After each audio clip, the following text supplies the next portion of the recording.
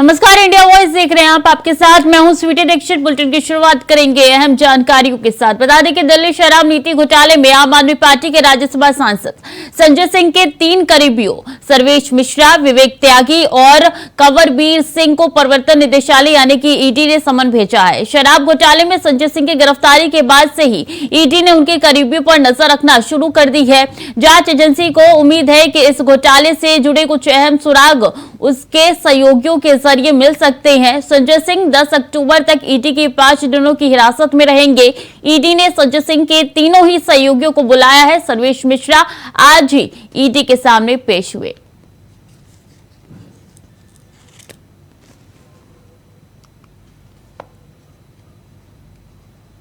अरे जवाब तो देने सब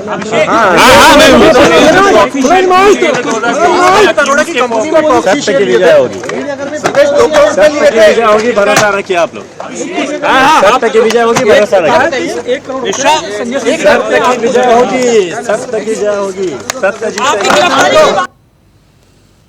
और संजय सिंह की गिरफ्तारी पर सियासत तेज हो गई है। केजरीवाल ने आज गाजीपुर लैंडफील्ड का दौरा किया तो बीजेपी पर जमकर निशाना साधा। वहीं बीजेपी की तरफ से उनके आरोपों का जवाब दिया गया। कुछ झूठ है, ये बयान झूठ है। तंग कर करके, टॉर्चर कर करके बयान लिए गए हैं, लोगों को जबरदस्ती कर करके बयान लिए गए हैं। सारे बयान झूठ हैं, कुछ है ही नहीं। लेकिन मैं तो ये कह रहा हूँ, अभी तो ये देख लेना, थोड़े दिन में शराब घोटाला खत्म, कहेंगे शराब घोटाले में कुछ नहीं मिला, फिर एक और नया ले आएंगे। कोई अंत थोड़ी है। नीयत खराब है इन लोगों की, काम करने नहीं देना चाहते। दिल्ली में इतने काम हो रहे हैं, आप भी काम करो ना। आपका बड़प्पन इस चीज में है कि केजरीवाल ने 1000 स्कूल बनाए, आप 2000 स्कूल बनाओ, आप 5000 स्कूल बनाओ। आपका इस चीज में बड़प्पन है। अगर देश को लूटने वालों के खिलाफ कार्रवाई होती है तो जांच एजेंसियों का काम है। और जिनको ये ईमानदारी का प्रमाण पत्र दे रहे थे वो सत्येंद्र जैन जी से लेकर मनीष सिसोदिया जी कई महीनों से नहीं, 1 साल से ज्यादा समय से जेल में है। इनके पंजाब के स्वास्थ्य मंत्री से लेकर दिल्ली के स्वास्थ्य मंत्री भ्रष्टाचार के चलते इस्तीफे देने पड़े, जेलों में रखा। सत्येंद्र जैन 10 महीने जेल में रहे, अभी भी हैं, और 10 महीने जेल से मंत्रालय चलाते थे। जेल मंत्री भी थे, स्वास्थ्य मंत्री भी थे। ये कैसी राजनीति है? ये भ्रष्ट चेहरा अरविंद केजरीवाल जी और आम आदमी पार्टी का उजागर हुआ। इतने मोहल्ला क्लिनिक बनाए, आप उससे 3 गुना बनाओ, इसमें बड़प्पन है। इसमें बड़प्पन थोड़ी है कि केजरीवाल ने 1000 स्कूल बनाए, अब और स्कूल नहीं बनाने देंगे इसको। केजरीवाल ने इसको अस्पताल बना दिए, अब और अस्पताल नहीं बनाने देंगे इसको। ये बड़प्पन थोड़ी है। ऐसे देश तरक्की थोड़ी करेगा। आप काम खुद नहीं करते। 24 घंटे केवल और केवल एजेंसी इसकी पार्टी तोड़ दी, उसकी सरकार गिरा दी, उसको जेल भेज दिया, उसको डरा धमका के अपनी पार्टी। ये क्या चल रहा है देश के अंदर?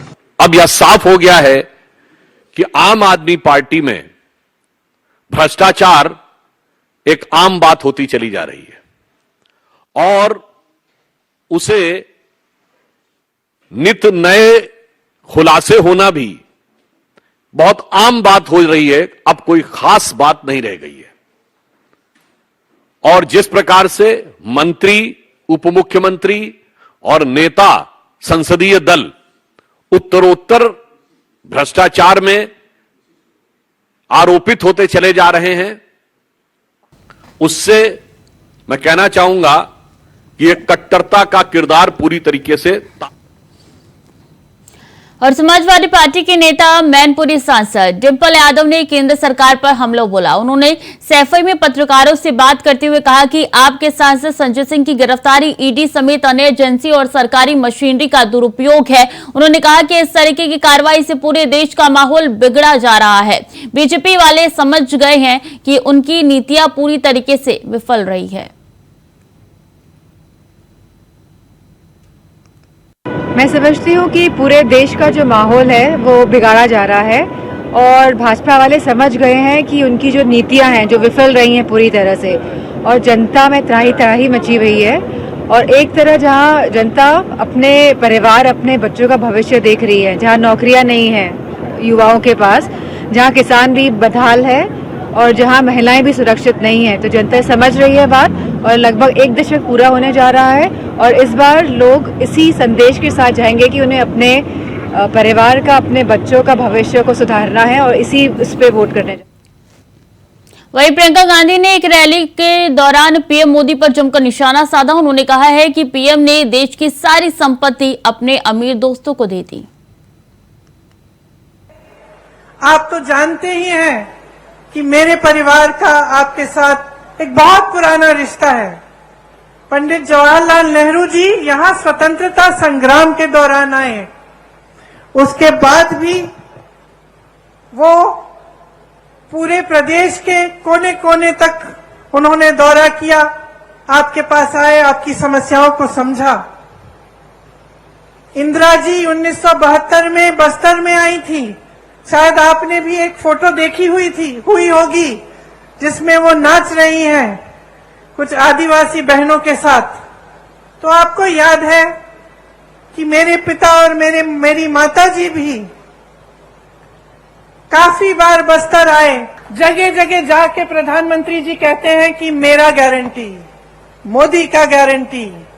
और दुनिया क्या कहे दुनिया इस मोदी जी के गारंटी का, कि जब आपने 15 लाख का गारंटी दिया था, हमारे खाते तो आज तक खाली हैं। ये आपका गारंटी क्या है? आपने कहा था कि आप करोड़ों रोजगार देंगे, क्या हुआ? तमाम नौजवान बेरोजगार खड़े हैं आपके केंद्र सरकार में, इतने पद खाली हैं, आपने भरे ही नहीं। कहां गई आपकी गारंटी? कौन सी खोखली गारंटी है? आपने कहा था बेरोजगारी को मिटाएंगे, आज 45 साल में सबसे ज्यादा बेरोजगारी हमारे देश में आपकी बदौलत है। जब आपसे सवाल पूछे जाते हैं तब आप कोई नई गारंटी निकाल देते हैं। ये ऐसी बात है कि आप जब दुकान में जाते हैं और कुछ खरीदते हैं, दुकानदार आपको चाइना माल दे देता है, कहता है कि इसकी 10 साल की गारंटी है। घर जाते हो 10 दिन में टूट जाता है। यही है खोखली गारंटी मोदी जी की, कोई गारंटी नहीं है। ये जो भरोसा लिखा है ना, ये भरोसा टूट गया है इनमें। पूरा देश देख रहा है, आपका प्रदेश देख रहा है, देश देख रहा है कि जो मुंह से निकलता है वो जमीन पे काम कभी उतरता नहीं है इनका। कुछ कहते रहते हैं, लेकिन जब कार्य करने का काम होता है, विकास करने का काम होता है, तो क्या होता है? बड़ी बड़ी इमारतें बनती हैं, नया संसद बन रहा है 20,000 करोड़ का, हॉल बन रहे हैं 27,000 करोड़ के, लेकिन आपका विकास नहीं हो रहा है। आपके पैसे, आपकी संपत्ति आपसे छीनी जा रही है, गरीबों से छीनकर अमीरों को दी जा रही है, बड़े बड़े उद्योगपतियों को सींचा जा रहा है। और कांग्रेस सांसद राहुल गांधी एक बार फिर से भाजपा के निशाने पर है। चुनावी सरगर्मियों के बीच भाजपा ने राहुल गांधी को रावण करार दिया। राहुल की photo social media platform x पर शेयर कर बीजेपी ने अपने आधिकारिक हैंडल पर लिखा कि राहुल गांधी का लक्ष्य भारत को बर्बाद करना है। कांग्रेस ने आज बीजेपी कार्यालय के बाहर जमकर प्रदर्शन किया। इस मामले पर जम्मू कश्मीर की पूर्व मुख्यमंत्री महबूबा मुफ्ती ने बीजेपी पर निशाना साधा। हिंदू मुस्लिम लड़ाई के लड़ते थे, वो फेल हो गई है।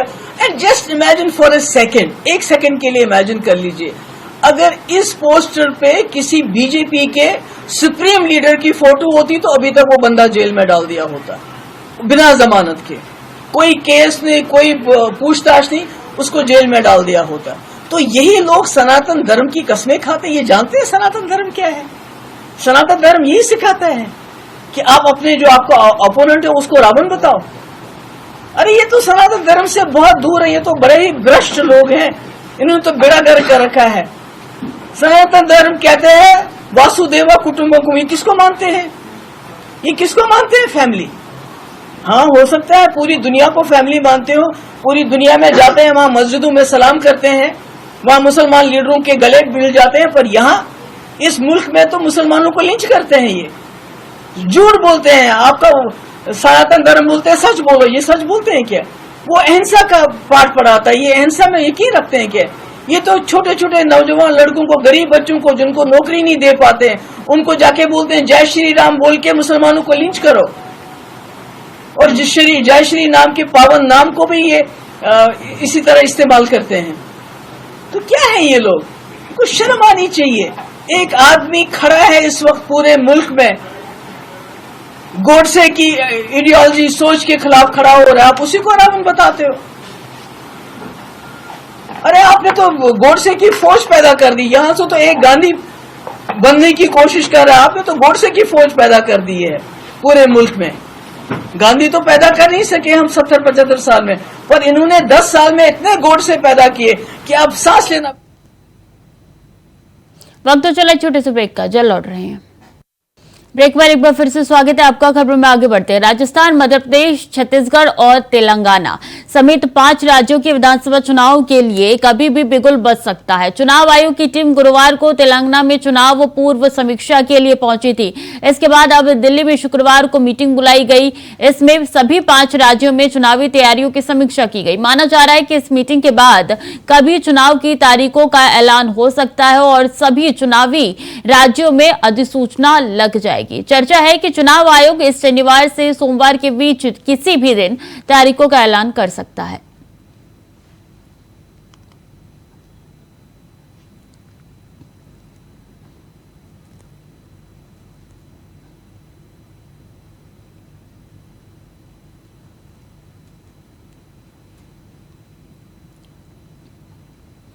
अभी कुछ समय पहले उपराष्ट्रपति जगदीप धनखड़ के राजस्थान दौरे पर अशोक गहलोत ने निशाना साधा था। आज उपराष्ट्रपति जगदीप धनखड़ ने अपने ही अंदाज में अशोक गहलोत का नाम लिए बिना ही उन्हें दबाव दिया है। मैं यहां पर आया हूं, ठीक काम कर रहा हूं, कोई गलत काम थोड़ी है। पहले भी कई जगह गया, पर कुछ लोगों ने कहा कि आप क्यों आते हो बार बार। अरे मुझे समझ में नहीं आता भाई क्यों कह रहे हो कि बार बार। मैं थोड़ा अचंभित हो गया, क्योंकि कहने वाले ने न तो संविधान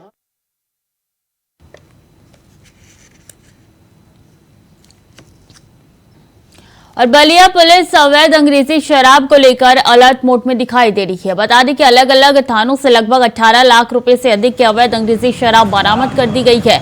मुखबिर की सूचना पर थाना रसड़ा पुलिस ने टाटा 407 में कपिला पशु आहार के नीचे छिपाकर 238 पेटी अवैध अंग्रेजी शराब को बरामद किया है, जिसकी कीमत लगभग 13,70,000 रुपए बताई जा रही है। इस दौरान पुलिस ने आरोपियों पर मामला दर्ज कर आगे की कार्रवाई शुरू कर दी है।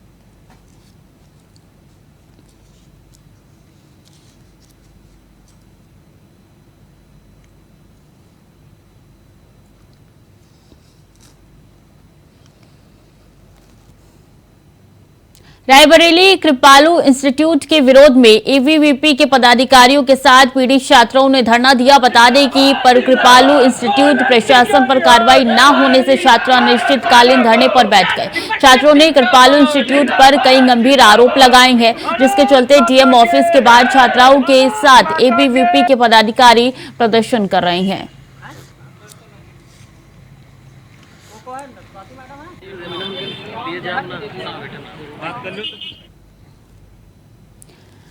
अगली खबर संभल से है। बता दें कि संभल में कुएं पर निर्माण को लेकर 2 समुदाय आमने सामने आ गए। बता दें कि एक समुदाय के लोगों ने निर्माण के लिए मंगाई गई ईंट उठाकर फेंक दिया, जिसका वीडियो सोशल मीडिया पर वायरल हो रहा है। इस दौरान पुलिस ने आनन फानन में 8 लोगों के खिलाफ मामला दर्ज कर लिया है और आगे की कार्रवाई में जुट गई है।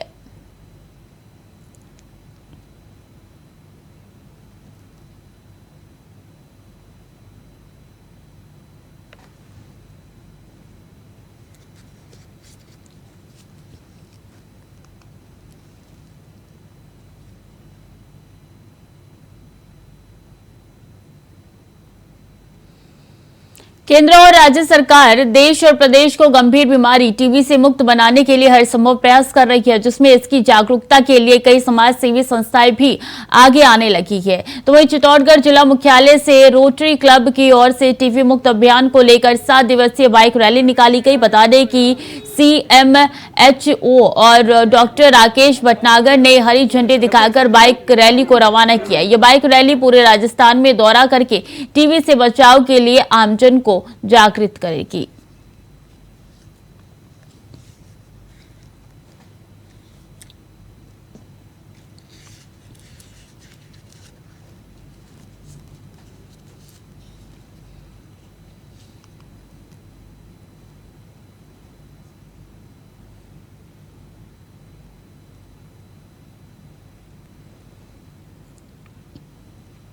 रामगढ़ जिला के मांडू प्रखंड अंतर्गत बसंतपुर पंचायत के आसपास जंगली हाथियों का आतंक देखने को मिल रहा है।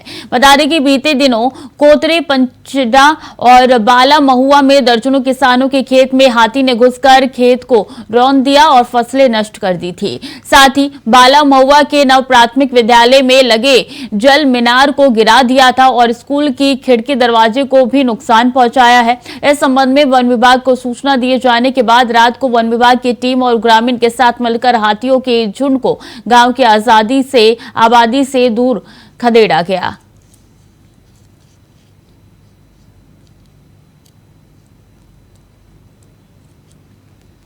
तो हाथियों ने यहाँ पे हड़कंप मचाया हुआ। वन विभाग ने हाथियों को गांव से खदेड़ा है। बता दें कि यहाँ पे काफी ऐसी फसलें जिसको नुकसान यहाँ पे हाथियों द्वारा पहुंचाया गया है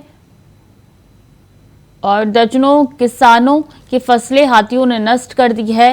रामगढ़ में ये पूरा हाथियों का तांडव देखने को मिला है। देखिए तस्वीरों में साफ तौर पर नजर आ रहा है कितनी भारी संख्या में हाथी है जिन्होंने यहाँ पे फसलों को नुकसान पहुंचाया है। वन विभाग की टीम मशक्कत करने में लगी हुई है और हाथियों को खदेड़ रही है एक एक करके ये गांव की आबादी से दूर, ताकि इनके फसलों को कोई नुकसान ना पहुंचाए हाथी। चूंकि फसल को नुकसान पहुंचाने पर किसानों को सबसे ज्यादा हानि पहुंचती है, जिसके बाद से वो अपना सही मुआवजा भी नहीं ले पाते हैं और अपने फसल भी आगे नहीं बढ़ा पाते हैं और ऐसे में बड़ी समस्या उत्पन्न हो जाती है।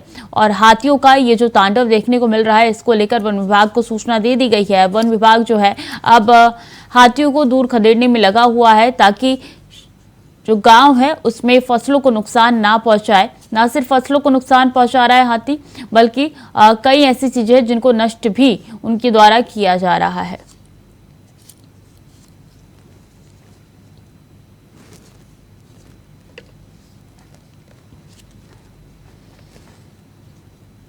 कानपुर के नौबता में घनी आबादी के बीच अवैध रूप से चल रहे मानक विहीन कारखाने में आग लगी थी। बता दें कि देर रात करीब 3 बजे आग लगी थी। आग को बुझाने के लिए दमकल की दर्जन भर की अधिक गाड़ियां जो है मौके पर पहुंची थी। तब दमकल विभाग ने आग पर कड़ी मशक्कत के बाद काबू पाया।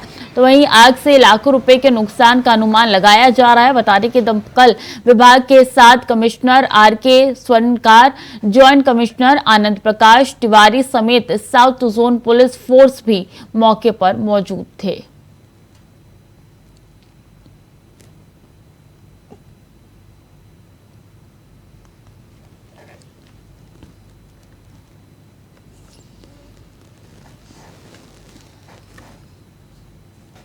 और एशियन गेम्स में 13वें दिन भारतीय हॉकी टीम ने कमाल कर दिया। फाइनल मैच में जापान को 5-1 से रौंदते हुए एशियन गेम्स में अपना चौथा मेडल जीता है। इसके साथ ही भारतीय टीम ने पेरिस ओलंपिक के लिए कोटा हासिल कर लिया है। भारत की तरफ से मनप्रीत सिंह, हरमनप्रीत सिंह, अमित रोहिदास और अभिषेक ने गोल दागे हैं। जापान पूरे मैच के दौरान एक ही गोल कर सका। पहले हाफ में भारतीय टीम ने दमदार खेल दिखाया। भारतीय खिलाड़ियों ने आक्रमण करने जारी रखे। हालांकि जापान के डिफेंडरों ने भारत को गोल करने से रोका, लेकिन भारत ने पेनल्टी कॉर्नर का बेहतरीन तरीके से उपयोग किया। मनप्रीत सिंह ने रिवर्स फ्लिप करके गेंद को गोल पोस्ट में भेजा और भारत को 1-0 की बढ़त दिलाई। भारत की हॉकी ने आज एशियाई हॉकी के अंदर अपना दबदबा बनाते हुए भारत को एशियाई खेलों का जो हॉकी के अंदर है उसके अंदर चौथा मेडल दिलवाया सोने का। और हमारी टीम शुरू से ही जब यहां से गई थी भारत से, तभी से मुझे लगा था कि ये टीम एशिया के अंदर तो उसको तो ये मेडल जीतना ही चाहिए। जिसका जिक्र मैंने एक हमारे खिलाड़ी या मेरे ट्रेनी रहे हैं विवेक सागर और नीलाकांत शर्मा, जो जब भी बाहर जाते हैं खेलने के लिए तो उनका बड़प्पन कहूँ या कि खिलाड़ी की भावना कि वो मुझे ज़रूर फ़ोन करके मेरा आशीर्वाद लेते हैं। और उन्होंने मुझसे कहा कि सर मैं जा रहा हूं खेलने के लिए। तो मैंने उनसे एक बात कही कि हमारी भारत की हॉकी अब उतनी ऊंचाई पर पहुंच चुकी है कि एशिया के अंदर हमें अपना वर्चस्व बनाना है, हमें अपने आप को टॉप पे रखना है और तुम्हें इसमें अपना बेहतरीन खेल दिखाना है तुम लोगों को, जिससे कि भारत की टीम जीते, और उन्होंने इस बात को पूरा किया। यूपी के शाहजहांपुर में किए जा रहे सड़क निर्माण में कथित तौर पर कमीशन न देने पर विधायक के गुर्गों ने साइट पर जाकर न सिर्फ काम करे कर्मचारियों को पीटा, बल्कि जेसीबी से आधा किलोमीटर तक सड़क को खोद डाला। इस मामले में पीडब्ल्यूडी विभाग से लेकर प्रशासनिक अधिकारियों में हड़कंप मच गया। अधिकारी मौके पर भी पहुंचे। मामला शाहजहांपुर डीएम उमेश प्रताप सिंह के संज्ञान में आने के बाद तत्काल मुकदमा दर्ज करने के निर्देश जारी किए गए, लेकिन विधायक के करीबी होने के कारण पुलिस मामले में उचित धाराओं में मुकदमा दर्ज नहीं कर पाई है। आपको बता दें कि शाहजहांपुर पीडब्ल्यूडी विभाग से गोरखपुर के ठेकेदार को जैतीपुर क्षेत्र में 7 किलोमीटर 2 लेन सड़क निर्माण का ठेका मिला था, जिसकी लागत करीब 12 करोड़ से ज्यादा की बताई जा रही है। निर्माण के दौरान विधायक के करीबी ठेकेदार से कथित तौर पर कमीशन की मांग कर रहे थे, लेकिन जब ठेकेदार ने कमीशन नहीं दिया तो विधायक के करीबी ने साइट पर जाकर लेबरों को जमकर पीटा और जेसीबी से सड़क को खोद डाला।